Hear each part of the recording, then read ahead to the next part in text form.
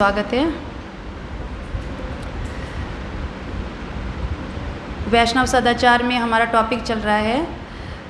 पिछले last Sunday हमने cover किया था नियम, 4 नियम, है ना। थोड़ा रिवाइज कर लें। 4 नियम इस्कॉन के जो हमें दिए गए हैं, 4 नियम, तो उन 4 नियमों को फॉलो करना बहुत कंपलसरी हमारे लिए, बहुत ज़रूरी है। जब तक हम वो 4 नियम नहीं फॉलो करेंगे तब तक हम भक्ति में उन्नति नहीं कर सकते हैं। और वैसे भी ये 4 नियम हमें एक अच्छा सभ्य इंसान बनाने के लिए ज़रूरी है ना। आपको भी लगता है ये सब कि ये नियम होने चाहिए या नहीं होने चाहिए? होने चाहिए ना। कभी कभी लगता होगा नहीं होने चाहिए, क्यों ये नियम बना दिए। लेकिन जो प्रभुपाद जी ने ये हमारे भविष्य को देख करके और आने वाले ये जो कलयुग जो चल रहा है, पहले से ही इसकी जो रूपरेखा थी पहले ही प्रभुपाद जी ने तय कर ली थी कि जो हमारा इस्कॉन जब बनेगा, कृष्ण भावनामृत संघ जो तैयार होगा, तो उसके लिए ये 4 नियम बहुत उन्होंने एकदम कंपलसरी किए हैं, एकदम कड़ाई से सबको ये फॉलो करने हैं। और जो भी इन नियमों को अच्छे से फॉलो करेगा वो भक्ति के लिए, भक्ति के मार्ग में ज़रूर ही वो तरक्की करेगा, है ना। प्रभुपाद जी ने बोला है कि अगर आप जो है कड़ाई से इन नियमों का पालन करोगे, अगर आप सच्चे मन से प्योर डिवोशन के साथ अगर आप भक्ति करोगे, तो मैं बैक डोर से ही आपको गोलोक धाम जरूर लेके जाऊँगा। तो हमें प्रभुपाद जी की इस वाणी पे विश्वास करना चाहिए और इन नियमों को पूरे मन से एकाग्र होकर के अपने मन को ये सोचना चाहिए कि मेरे लिए तपस्या है और इनको फॉलो करना चाहिए। जब तक हम ये नियम फॉलो नहीं करेंगे तब तक ये सोचो कि हम भक्ति में खाली टाइम पास कर रहे हैं। तो हमें टाइम पास नहीं करना है, बल्कि हमें सीरियस होकर के इन नियमों को फॉलो करना है, ठीक है। तो आज हमारा टॉपिक है सत्संग। जैसे कि नाम से ही पता चल रहा है, सत्संग। सत्य मतलब सत्य, संग मतलब जो हम संग करते हैं, एक दूसरे के साथ बैठना, मेल जोल, है ना। तो हमें सत्संग का जो इसमें वैष्णव एडिकेट में सत्संग का बहुत इम्पोर्टेंस दी गई है कि जो सत्संग है, अगर हम सत्संग करते हैं तो हमें भक्ति में वो कैसे इम्प्रूव करेगा। सत्संग में सब बताया गया है कि जो भी सभी को नियमित रूप से भक्तों का संग करना आवश्यक है। इसमें भक्तों का बोला गया, अभक्तों का नहीं बोला है कि हमें भक्तों का संग करना चाहिए। जो भक्त हैं, भक्त कौन होते हैं? जो भगवान की सेवा में लगे हैं, है ना, जिन्होंने अपनी इंद्रियों को भगवान की सेवा में लगा रखा है, वो भक्त हैं। तो हमें ऐसे लोगों का ही संग करना चाहिए। तो अगर हम ऐसे लोगों का संग करेंगे तो क्या होगा कि जो हम भक्ति जो कर रहे हैं, जो जिस गोल को लेने के लिए हम ये भक्ति कर रहे हैं, एक हमारा गोल है, वो हमारा गोल क्या है? कृष्णा है। हमें कृष्णा तक पहुंचना है। तो उस गोल को अचीव करने के लिए हमें बीच में हमें बहुत सारी लोगों की हमें सहायता चाहिए होती है, बहुत सारी गाइडेंस भी चाहिए होती है। तो इसके लिए हमें भक्तों का संग करना भी एक हमारा एक पार्ट है कि अगर हम भक्तों का संग करेंगे तो हमारी भक्ति अच्छे से चलेगी, ठीक है। और इसमें बोला कि भक्तों का नियमित संग करना चाहिए। तो नियमित का मतलब क्या है कि हमेशा हम भक्तों के संग में रहेंगे। ऐसा पॉसिबल है क्या हम दिन रात भक्तों के साथ ही रहें? हो पाएगा? ऐसा नहीं हो पाएगा। तो कोशिश करनी चाहिए हमें कि हम ज़्यादा से ज़्यादा संग करें। जैसे आपके अगर घर के आसपास कोई भक्त रहते हैं, आपकी सहेलियां हैं जो कि इस्कॉन से जुड़ी हुई हैं, या सेंटर आती हैं, हर संडे को आती हैं, सैटरडे को भी प्रोग्राम होता है उसमें आती हैं, या कोई ऐसी फैमिली है जो कि इस्कॉन जाती है, जो और जिनका आपको लगता है कि नहीं वो बहुत अच्छे लोग हैं, एकदम साधु लोग हैं, कोई गलत काम नहीं करते हैं, अच्छे से बिहेव करते हैं, और जो मेन जो हमारे कृष्ण भावनामृत से भी जुड़े हुए हैं, तो आपको उनके टच में रहना चाहिए। आप उनसे बात करो, कभी मौका लगे तो उनके घर जाओ, प्रसाद पा के आओ, या कभी उनको अपने घर में बुलाओ ताकि उनके चरण आपके घर में पड़ें। तो हो सकता है आपके घर में भी जो लोग हैं वो भी भक्ति के लिए आगे बढ़ें, है ना। तो हमें क्या करना चाहिए कि जितना हो सके हमें भक्तों का संग लेना चाहिए। और ये भक्तों का संग यथा जितनी भी हमारी यथा परिस्थितियाँ होती हैं, कई बार होता है परिस्थिति ऐसी नहीं बन पाती है कि हम भक्तों का संग करें, तो हमें ऐसा करना चाहिए, ऐसी सिचुएशन क्रिएट करनी चाहिए खुद कि हम भक्तों का ज़्यादा से ज़्यादा संग करें। जैसे आप लोगों को गाँव, अगर मान लो आप गाँव चले गए तो गाँव में तो आपको भक्त नहीं मिलेंगे, है ना। आप यहाँ दिल्ली में रह रहे हो, यहाँ सेंटर आ रहे हो, संडे प्रोग्राम अटेंड कर रहे हो, तो यहाँ पे तो आपको भक्त मिल जाएंगे, लेकिन गाँव में नहीं मिल पाएंगे। तो आपको क्या करना चाहिए, आजकल तो ऑनलाइन का भी बड़ा अच्छा सिस्टम हो गया है कि आप ऑनलाइन भी क्लासेस ले सकते हो। तो आप ऑनलाइन कोशिश करो कि ऑनलाइन क्लासेस लो, लेक्चर सुनो, तो जब हम लेक्चर सुनते हैं किसी डिवोटी का या गुरु महाराज जी का जब हम लेक्चर सुनते हैं तो वो भी एक तरह से उनका संग करना है, क्योंकि हम उनकी वाणी को सुन रहे हैं, कानों से श्रवण कर रहे हैं ना, तो वो भी एक तरह से संग होता है। और जैसे जैसे कोई प्रमाणी भक्तों का संग करता है वो वैसे वैसे कृष्ण भावनामृत में शीघ्रता से प्रगति करता है। तो ये देखो, ये मैं नहीं बोल रही हूँ, ये प्रभुपाद जी ने, और ये जो हमारा वैष्णव एडिकेट बुक है इसमें लिखा गया है कि जैसे जितना हम संग करेंगे हमारी भक्ति उतना ही बढ़ेगी। आप खुद ही देख लो, आप ना एक हफ्ते के लिए क्लास छोड़ दो, आप मत आओ क्लास में, आपको खुद पता चल जाएगा, रियलाइज़ हो जाएगा कि मुझे भक्तों की कितनी ज़रूरत है। अगर मैं भक्तों का संग करती हूँ तो मुझे अच्छा लगता है वहाँ जाना, और मेरा मन करता है कि मैं अगर नेक्स्ट संडे भी जाऊँ। लेकिन अगर आपने 1 या 2 संडे स्किप कर दिए तो धीरे धीरे क्या होगा, आपकी वो रुचि ख़त्म हो जाएगी। पहले धीरे धीरे माला छूटेगी, अरे माला कौन करेगा, कोई देख तो नहीं रहा है मुझे, नहीं करूँगी माला। फिर बाहर के खाने का, अरे बाहर मेरी सहेलियाँ ये खा रही हैं वो खा रही हैं, चलो मैं भी खा लेती हूँ, कौन देख रहा है हमें। तो ऐसे धीरे धीरे क्या होगा, आपकी रुचि ख़त्म हो जाएगी और धीरे धीरे लेवल, मतलब आप बिल्कुल फिनिश। तो हमें अगर अपने आप को बचाना है, हमें इस जो माया है, माया के प्रहार से बचाना है, तो हमें भक्तों के संग के बहाने ढूंढने चाहिए हमें, है ना। ऐसे तो नहीं बन सकता, लेकिन बहाने ढूंढो कि हम कैसे संग करें उनका, कैसे उनसे गाइडेंस लें। अगर हम हमसे बड़े अगर कोई माताएं जी हैं, प्रभु जी हैं, तो हम उनसे पूछें कि हमें हमारे साथ ये प्रॉब्लम हो रही है, तो हम कैसे निपटें इस चीज़ से, ठीक है। फिर उसके बाद बताते हैं कि भक्तों का केवल शारीरिक रूप से एकत्रित होना सत्संग नहीं है। मान लो ठीक है, हम सत्संग कर रहे हैं, हमने जैसे ABF क्लास स्टार्ट की है, आप सब आते हो, 20-25 लोग माताएं आ रही हैं, और आप यहाँ आकर के कुछ भी नहीं सीख रही हो, आपस में एक दूसरे की बुराइयाँ कर रही हो, प्रजल्पा कर रही हो, तो वो सत्संग नहीं है। सत्संग का मतलब है आप शारीरिक रूप से इकट्ठा हो, लेकिन इकट्ठा होने के बाद आप भगवान के बारे में चर्चा करेंगे, भगवान का गुणगान करेंगे, कुछ अच्छी बातें सीखेंगे, तब वो सत्संग है, ठीक है। तो हमें क्या करना चाहिए, जब हम इकट्ठा हो जाते हैं हमें संकीर्तन करना चाहिए, कृष्ण कथा करनी चाहिए, और जो है सेवा सत्संग का मूल आधार है। देखो, जब भी सत्संग करते हैं तो उसमें मेन इम्पॉर्टेंस है सेवा करना। जब तक आप किसी सेवा से नहीं जुड़ोगे आप सत्संग में इन्वॉल्व नहीं हो सकते।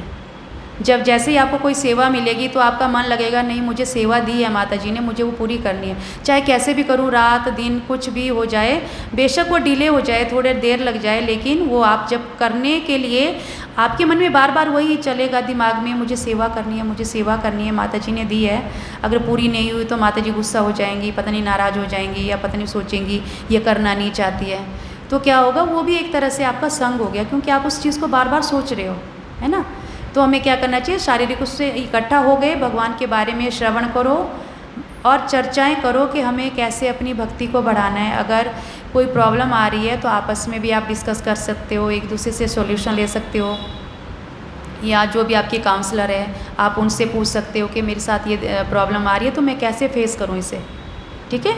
तो प्रजल्पा नहीं करनी है और दूसरों की बुराई नहीं करनी है कि इकट्ठा हो गए, 2 सहेलियाँ हो गई, आ जाओ सहेली, चुगली करते हैं और तीसरी वाली की, और तीसरी वाली जब मिलेगी तो चौथी वाली की करेंगे, तो ऐसा नहीं करना, ये गलत बात है, ठीक है। जिसकी जो भी कमी है, अगर आपको लगता है आपकी बेस्ट फ्रेंड है तो आप उसके उस मुंह पे सामने भी बोल सकते हो उसको, हो सकता है थोड़ी देर उसको बुरा लगे, लेकिन आप अगर उसको प्यार से बोलोगे, समझाओगे, तो वो समझ जाएगी, ठीक है।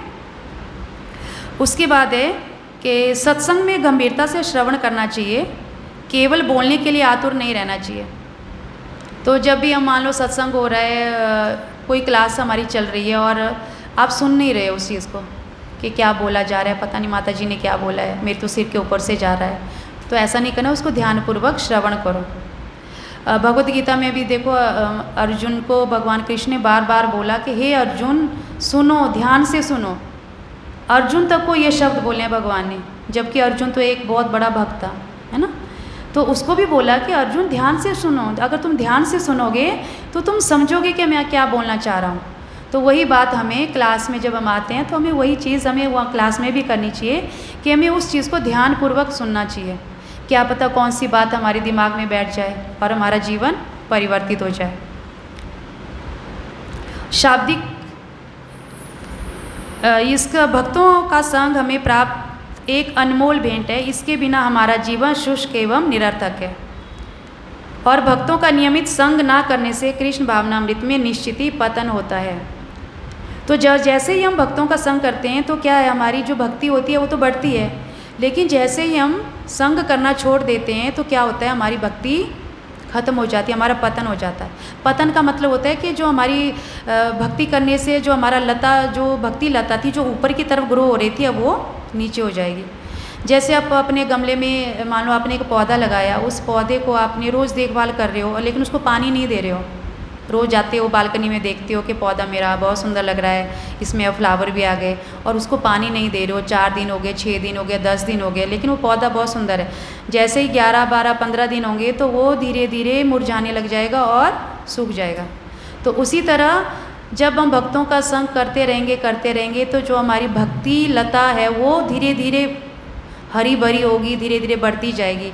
लेकिन जैसे ही हम भक्तों का संग लेना छोड़ देंगे तो हमारी जो भक्ति लता है वो धीरे धीरे सूख जाएगी। तो हमें क्या करना है, लता को बढ़ाना है या उसको कम करना है? बढ़ाना है ना। तो बढ़ाने के लिए हमें क्या करना पड़ेगा, संग करना पड़ेगा। अब आगे बताते हैं कि संग व्यक्तिगत वपु अर्थात गुरु एवं वैष्णव की शारीरिक उपस्थिति हो या शाब्दिक। शाब्दिक मतलब वाणी या गुरु या वैष्णवों के जो उपदेश होते हैं, दोनों ही महत्वपूर्ण है। ठीक है। जो संग जब हम करते हैं, संग 2 प्रकार से होता है। एक तो होता है शारीरिक संग, जैसे आप लोग हो, मैं हूँ, हम आपस में यहाँ पे बैठे हैं, क्लास कर रहे हैं, तो ये हो गया हमारा संग, हो गया शारीरिक संग, हो गया है ना। तो लेकिन दूसरा होता है वाणी। वाणी मतलब जो भी उपदेश दिए जा रहे हैं आपको, उन उपदेशों को अगर आप फॉलो करते हो, उनको सुनते हो, श्रवण करते हो, अपने जीवन में उतारते हो, तो वो भी क्या है, वो भी एक सत्संग है, क्योंकि आप अपने गुरु की वाणी को फॉलो कर रहे हो। ठीक है। जो वपु सेवा जो होती है, वपु सेवा में आता है कि अगर आप अपने गुरु महाराज, जो भी आपके गुरु हैं या जो भी आपके काउंसलर हैं, अगर आप उनकी सेवा कर रहे हो, जैसे उनके लिए प्रसाद बना के ला रहे हो, उनको प्रसाद दे रहे हो, उनकी सेवा कर रहे हो, तो वो वपु सेवा में आता है। या उनके वस्त्र धोना, तो वो तो मेन जो है टेंपल में ही होता है। जो गुरु होते हैं तो उनके जो शिष्य होते हैं वो क्या करते हैं, उनकी सेवाएं करते हैं, बहुत सारी सेवाएं रहती हैं। लेकिन जैसे यहाँ पर आप सेंटर में आते हो तो आप छोटी मोटी सेवाएँ कर सकते हो। जो भी आपके माता जी हैं या जो भी आपके काउंसलर हैं, तो उनकी छोटी मोटी सेवा कर सकते हो, उनको पूछ सकते हो, माता जी कि आपको ये चाहिए, वो चाहिए। तो इस तरह से उनकी वपु सेवा हो जाती है। ठीक है। और वाणी सेवा जो भी आपको बोला जाता है, जो भी माताएं आती हैं, आपको लेक्चर देती हैं, उनको आपको बताती हैं कि आपको ये सब करना चाहिए, ये चीज़ें करनी चाहिए और इन चीज़ों का त्याग करना चाहिए। अगर आप उनको फॉलो करते हो तो वो भी आप उनका संग कर रहे हो। ठीक है। सत्संग उसी समय अर्थपूर्ण होता है जब कोई व्यक्ति ध्यानपूर्वक श्रवण किए गए उपदेशों को अपने जीवन में व्यवहारिक दृष्टि से उतारने का गंभीर प्रयत्न करता है। ठीक है। अगर सत्संग का देखो, हमारा जो टॉपिक चला है सत्संग, अगर सत्संग के बारे में मैं आपको कुछ भी बोल जाऊँ, इतना बड़ा 1 घंटे का भी लेक्चर दे दूँ और घर में जा कर के आप फिर वही अपनी मनमर्जी करो, बाहर का खाओ, कुछ भी खाओ, लहसुन प्याज का खा लो, बिना भोग लगाए खा लो, तो फिर उस लेक्चर का कोई मतलब होगा? नहीं होगा ना। तो जो भी आपको उपदेश दिया जाता है, जब तक आप उसको अपने व्यवहारिक जीवन में नहीं अपनाते हो, तब तक उसका कोई अर्थ नहीं है। वो खाली टाइम पास है। आप आए, सुना, चले गए, तो आपका भी टाइम वेस्ट हुआ, है ना। और जो आपको इतने 1 घंटे से आपको लेक्चर दे रहे हैं, कि आपको बता रहे हैं कि कुछ आपके दिमाग में जाए, कुछ आपकी चेतना में जाए, आपकी चेतना शुद्ध हो। क्योंकि सभी जो भी व्यासासन पे बैठता है या जो भी लेक्चर देते हैं, उनकी यही इच्छा रहती है, यही कोशिश रहती है कि जो भी सुनने वाले हैं उनके मन में, उनके हृदय में वो बात पहुँचे जो वो पहुँचाना चाहते हैं। वो जब वो फॉलो करते हैं तो उनको खुशी होती है कि चलो मैंने जो बोला, बच्चे या जो भी मेरे को सुन रहे हैं वो उनको फॉलो कर रहे हैं। अगर वो फॉलो नहीं करते हैं और उनको पता चले कि नहीं वो ऐसा गलत काम कर रहे थे या वो बाहर का खा रहे थे या कुछ जो भी आप बताते हो उसका उल्टा करते हैं, तो उनको बहुत दुख लगता है। अगर वो दुखी हो रहे हैं तो मतलब अगर आपके गुरु ही दुखी हो रहे हैं तो भगवान कैसे खुश हो सकते हैं, है ना। अगर हम गुरु को खुश कर लेते हैं, गुरु को प्रसन्न कर लेते हैं, तो कृष्ण अपने आप खुश हो जाते हैं, क्योंकि जो गुरु होते हैं वो भी भगवान के प्रतिनिधि होते हैं। तो क्या करना चाहिए हमें, जो भी हम सुनते हैं, जो भी श्रवण करते हैं, उसको अपने व्यवहारिक जीवन में अपनाना चाहिए। तो वो हम कब अपनाएंगे? जब तक हमारे मन हम जब तक हम अपने मन को कंट्रोल में नहीं करेंगे, इसको काबू में नहीं लाएंगे, तब तक वो कंट्रोल नहीं होगा। तो उसको हमें कंट्रोल में लाना चाहिए और जो भी बोला जाए उसको सुनना चाहिए और उसको फॉलो करने की कोशिश करनी चाहिए। यहाँ तक कि प्रयास करो, बार बार प्रयास करो। एक बार हो सकता है आपसे गलती हो गई, 2 बार गलती हो गई, 3 बार गलती हो गई, लेकिन फिर भी अगर आप प्रयास करते रहोगे तो लास्ट में आपको सफलता ज़रूर मिलेगी, है ना। धीरे धीरे ही सही, लेकिन अपने डेस्टिनेशन पे आप ज़रूर पहुँचोगे। फिर नेक्स्ट के सलाहकार या काउंसलर जो होते हैं, आप उनको स्वीकार करो। देखो यहाँ पे अगर अकेले किसी को ये बोला जाए कि आप अकेले क्या रह लोगे, आप इस संसार में, हम अकेले नहीं रह सकते। आपको किसी ना किसी की गाइडेंस की ज़रूरत पड़ती है ना। स्कूल में भी अगर आप ये सोचो कि आप बिना स्कूल जाए ही पढ़ जाओगे तो पढ़ लोगे? नहीं पढ़ पाओगे। आपको टीचर की ज़रूरत पड़ती है स्कूल में। उसी तरह हमें लाइफ में किसी ना किसी काउंसलर की ज़रूरत पड़ती है और हमें अपने जीवन में काउंसलर को अपनाना चाहिए। काउंसलर क्या करते हैं? वो आपसे पूछते हैं, आपकी जो भी प्रॉब्लम होती है वो आपको सॉल्यूशन बताएंगे, क्योंकि उन्होंने बहुत एक्सपीरियंस किया होता है अपनी लाइफ में। तो वो आपको बताएंगे कि नहीं आप ऐसे नहीं ऐसे करो। अगर आपकी लाइफ में कुछ प्रॉब्लम हो रही है, अगर पर्सनल प्रॉब्लम है तो वैसे भी बताएंगे। अगर आपको भक्ति से रिलेटेड कोई प्रॉब्लम आ रही है तो वो उसका भी सॉल्यूशन देंगे, ठीक है। ऐसा नहीं है कि वो बताएंगे नहीं कुछ भी। तो हमें काउंसलर को ज़रूर अपनाना चाहिए, स्वीकार करना चाहिए और उनसे बीच बीच में समय समय पर उनसे बातचीत भी करनी चाहिए। आप उनसे बातचीत करो। अगर आपको टाइम नहीं मिल रहा या उनके पास टाइम नहीं है बात करने का, तो आप आजकल तो फ़ोन है ना, फ़ोन तो सबके हाथ में रहते हैं, तो आप उनको मैसेज कर सकते हो कि माता जी मेरे साथ ये प्रॉब्लम चल रही है, तो मैं कैसे सॉल्व करूँ इसको। तो वो आपको वो गाइड करेगी ज़रूर, ठीक है। तो ये हो गया हमारा सत्संग, कि हमें सत्संग क्यों करना चाहिए और इसकी क्या इम्पोर्टेंस है। अगर हमें अपनी भक्ति को बढ़ाना है तो हमें सत्संग करना ज़रूरी है, ठीक है। समझ में आया सबको? किसी को लगा कि नहीं हमें सत्संग की कोई ज़रूरत नहीं है, मैं अपने में ही पूर्ण हूँ, मुझे सब कुछ आता है, मैं तो बहुत अच्छी हूँ, मैं तो एकदम शुद्ध भक्त हूँ, मुझे तो किसी के संग की ज़रूरत नहीं है, ऐसा है कोई? लगता है किसी को?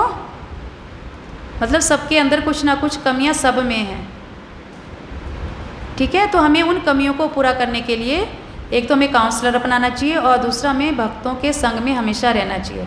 अगर हम भक्तों के संग में रहेंगे तो हम बहुत सारी ऐसी बातें होंगी, बहुत सारे ऐसे कार्य होंगे जो हमसे गलत होने वाले होंगे, तो उनको करने से हम बच जाएंगे। तो हमें क्या करना चाहिए? भक्तों का संग करना चाहिए। उसके बाद है हमारा असत्संग त्याग। अभी हमने जाना कि कैसे सत्संग हमारे लिए ज़रूरी है। तो लेकिन देखो इस सामाजिक जीवन में जब हमें रहना है तो समाज में तो हमेशा हमें अच्छे लोग नहीं मिलेंगे, है ना। लाइफ में हमें बहुत सारे ऐसे लोग भी मिलेंगे जो भक्त नहीं हैं, जो अच्छे लोग नहीं हैं। तो हमें क्या करना चाहिए उस स्थिति में और हमें कैसे लोगों के साथ किस समय कैसे व्यवहार करना चाहिए, तो हमें ये भी आना चाहिए। तो इसमें बताते हैं कि जैसे आध्यात्मिक जीवन को गतिशील बनाने के लिए सत्संग की आवश्यकता है, वैसे ही असत्संग से दूर रहना भी आवश्यक है। सत्संग तो जरूरी है। सत्संग आप समझ गए ना कि कैसे लोगों का संग करना चाहिए? जो भक्त हों, जो भगवान की सेवा में लगे हैं, या जिनका आचरण अच्छा है, जो किसी को बुरा भला नहीं बोलते हैं, किसी के साथ कोई प्रजल्पा नहीं करते हैं, तो वो क्या है? वो सत्संग है, ठीक है। तो अब हम देखेंगे कि जो आध्यात्मिक जीवन में कौन ऐसे लोग हैं जो कि जिनका हमें संग नहीं करना चाहिए।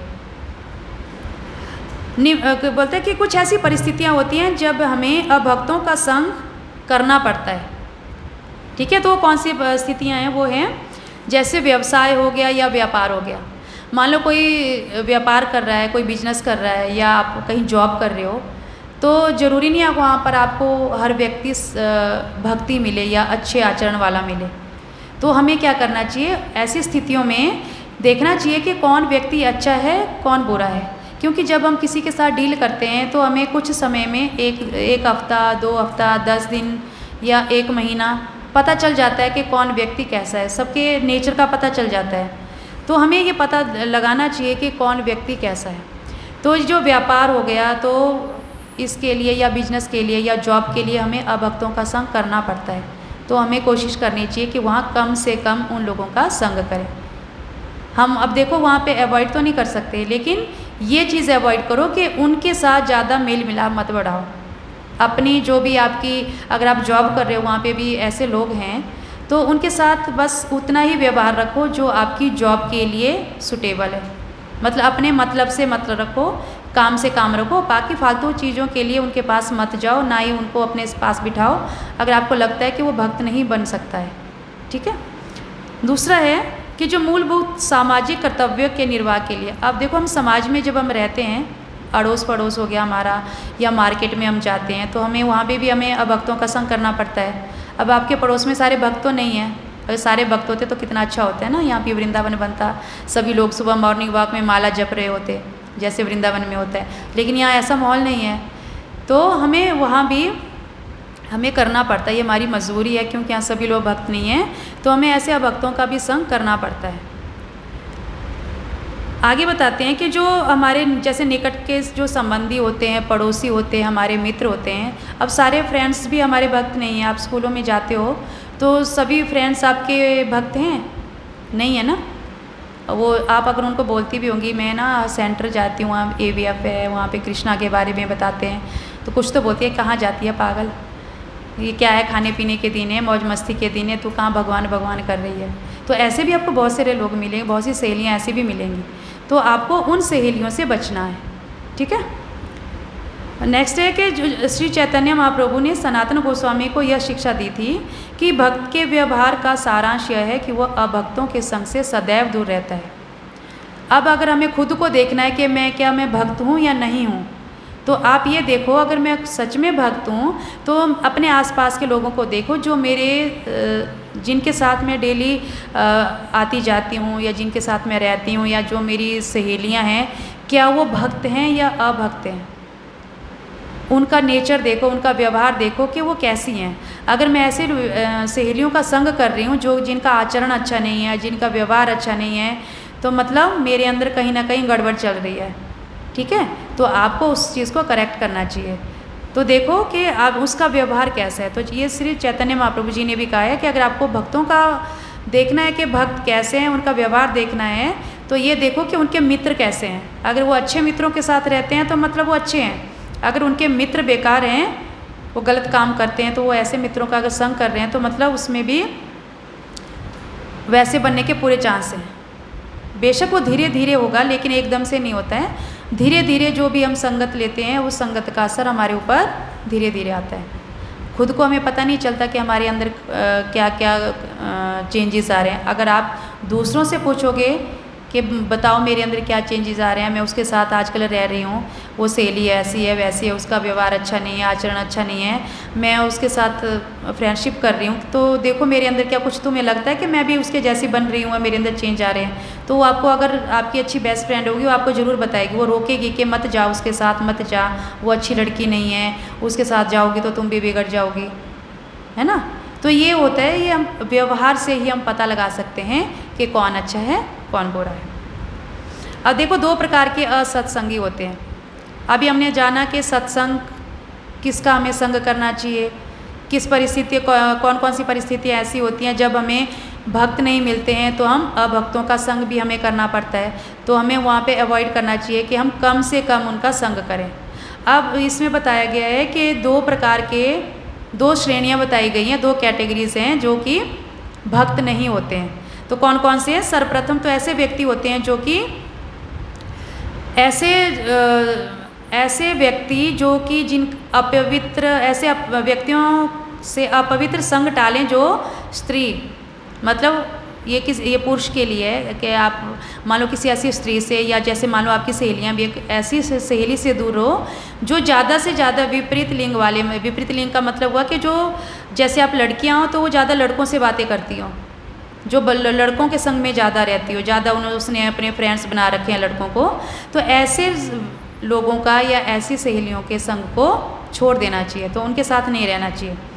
तथा जो भौतिक ऐश्वर्य से अत्यंत आसक्त हैं, भौतिक ऐश्वर्य का मतलब जो ज़्यादा फैशन में रहती है और जिसके पास, जो बहुत शो ऑफ करती रहती है कि मेरे पास इतना पैसा है, मेरे पास आईफोन है, मेरे पास गाड़ी है, मेरे पापा के पास ये है वो है, तो जो ऐसे शो ऑफ करती है तो उनसे भी दूर रहना चाहिए। क्यों? क्योंकि माया का ज़्यादा ही प्रभाव है उसके ऊपर, तो वो क्या करेगी, थोड़े दिनों में आपको भी अपने साथ लपेट लेगी। तो इसलिए हमें ऐसे से दूर रहना चाहिए। ऐसे व्यक्ति के संग से भक्त अपने सभी सद्गुण जैसे सत्य, स्वच्छता, दया, बुद्धि, गंभीरता एवं संपूर्ण वैभव को खो देता है। जब भी हम ऐसे व्यक्ति का संग करते हैं, मान लो ऐसी सहेलियाँ हमने बना ली, तो वो क्या करेंगे, धीरे धीरे आप भी उसके जैसे ही बनना स्टार्ट हो जाओगे। फिर आपको भी वही सब अच्छा लगेगा जो उसको अच्छा लगता है। ठीक है, तो हमें ऐसे का संग जो है नहीं करना चाहिए। ऐसे अपवित्र संग से मनुष्य का जितना पतन होता है उतना अन्य किसी कारण से नहीं होता है।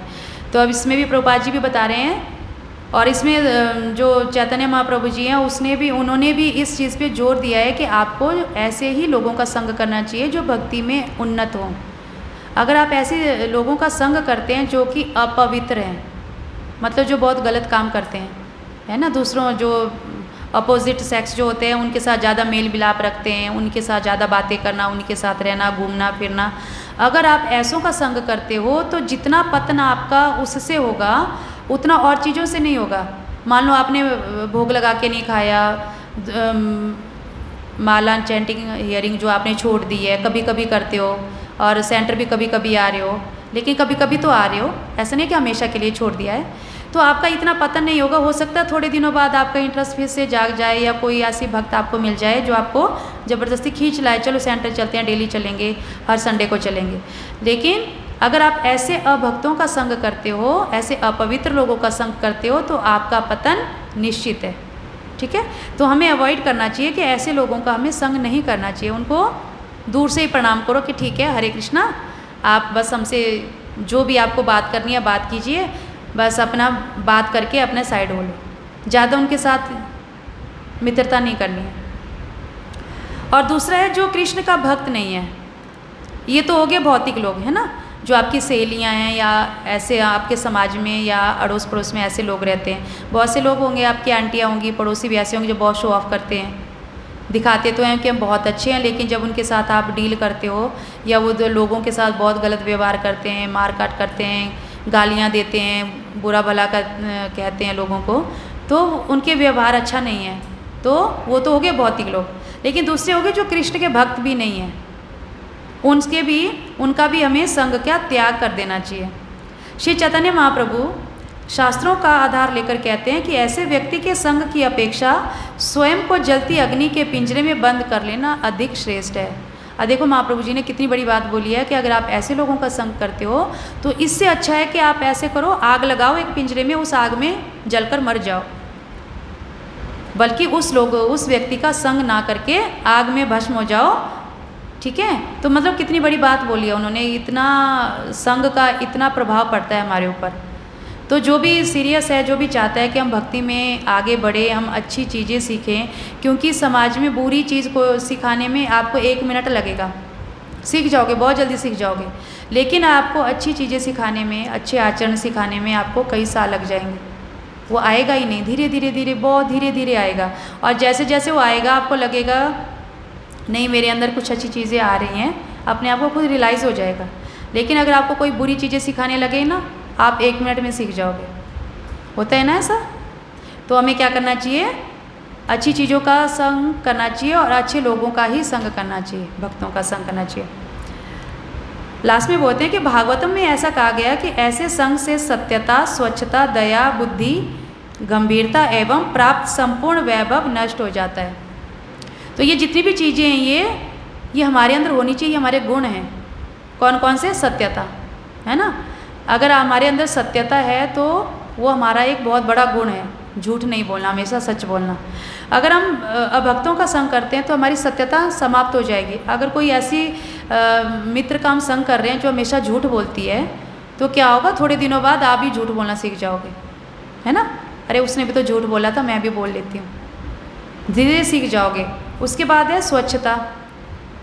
स्वच्छता मतलब जैसे अपने आप को पवित्र रखना, दूसरों के साथ जो भी जैसे बॉयज़ होते हैं उनको फ्रेंड नहीं बनाना, उनके साथ ज़्यादा बातचीत नहीं करना। बातचीत करो लेकिन इतना भी मत करो कि मतलब आप उनके साथ पर्सनली ही हो जाओ। जो भी अगर आपके काम की कुछ बात है तो काम की बात करो, बाकी अपनी साइड हो जाओ, ठीक है। आपका जो भी देखो, भगवान ने हर चीज़ को बहुत अच्छे तरीके से मैनेज करके भेजा है इस पृथ्वी पर, और हम लोगों ने ना उस सब को बिगाड़ दिया है। तो उस चीज़ को मैनेज करो। और उसके बाद बुद्धि है, दया है, गंभीरता है, ये सारी चीज़ें धीरे धीरे हमारे जीवन से समाप्त हो जाएंगी अगर हम अभक्तों का संग करते हैं। तो हमें क्या करना चाहिए? भक्तों का ही संग करो ताकि ये चीज़ें हमारे अंदर बनी रहे। देखो अगर आप अच्छे व्यक्ति का संग करते हो तो अगर उसके अंदर अच्छे गुण हैं तो आप उससे इम्प्रेस हो जाओगे कि अरे उसके अंदर ये गुण है, वो भी करती है, मैं भी वही करूँगी। वो कभी झूठ नहीं बोलती, वो कभी गलत काम नहीं करती, वो कभी बंक नहीं मारती स्कूल से, कभी बाहर नहीं जाती घूमने, कभी क्लब नहीं जाती है, कभी उसने सिगरेट नहीं पी है, कभी कुछ नहीं किया, गलत चीज़ें नहीं खाती है। तो वो उसको देख कर के आपको लगेगा नहीं वो बहुत अच्छी है, मैं उसका साथ करूँगी तो मैं भी वही बनूँगी। तो ये होता है संग का प्रभाव। अब मैं आपको भागवतम से एक उदाहरण बताती हूँ। जैसे नारद मुनि जी हैं, जब नारद मुनि जी थे, जब वो बच्चे थे, छोटे थे, तो वो उनकी जो माँ थी, उनकी माँ के घर में बहुत सारे साधु संत आए थे। तो उनको मौका मिला था उन साधु संतों की सेवा करने का, उनको सेवा दी गई थी उनकी माता को।